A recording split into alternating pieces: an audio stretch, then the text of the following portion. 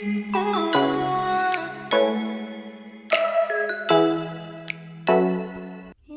thanks for tuning in today. So we're gonna be using this cup, the marker, scissors, thread we need that, and needle and a head. So this head and that's 12 inches of human natural super tone hair.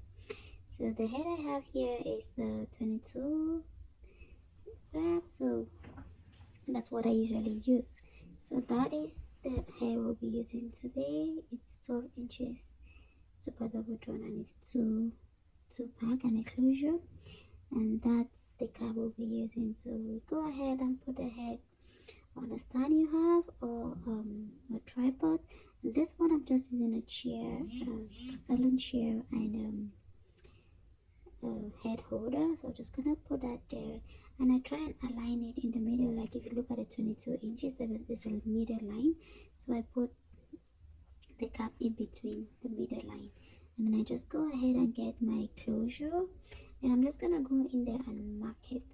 Like looking at it, I'll just mark it to see where the closure is gonna be, because at the end we want to cut that off so that it looks like a full your hair when you put it on.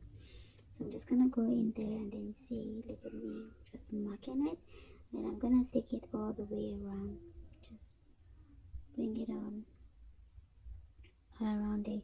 And then once I'm done marking that, I'll go ahead and mark from the bottom. Like using the marker, just mark from the bottom, so that way I know where I'm gonna be. And this one we're using a machine to sew, so just so I know where I'm gonna be placing the hair when I start sewing that. So just keep watching as I mark.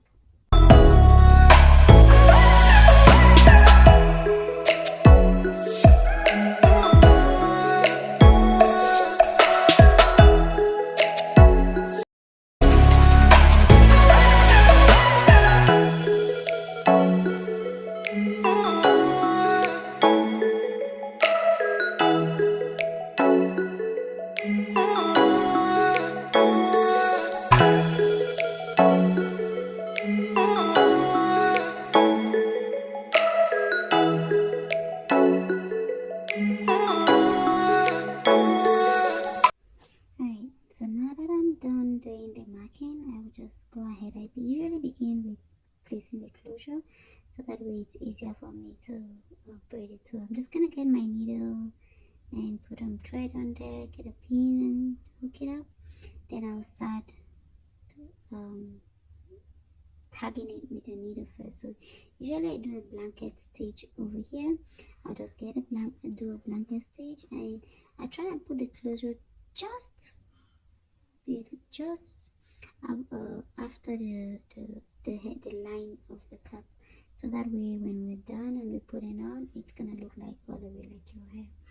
I'm just gonna apologize that the video cut out some halfway and I didn't quite notice it, but yeah, that's how I put it in, and then I go through to the lines that I put, and I just put it there, and I go ahead to sew it using the machine. And when I'm using the machine, I don't put it like on the straight line. I put it on the zigzag line, so that way it goes up and off the cap, and that way it's easier for it to hold down and not, one, tear the cap, and two, the hair, because you spend so much money on the hair, you don't want to malhandle it.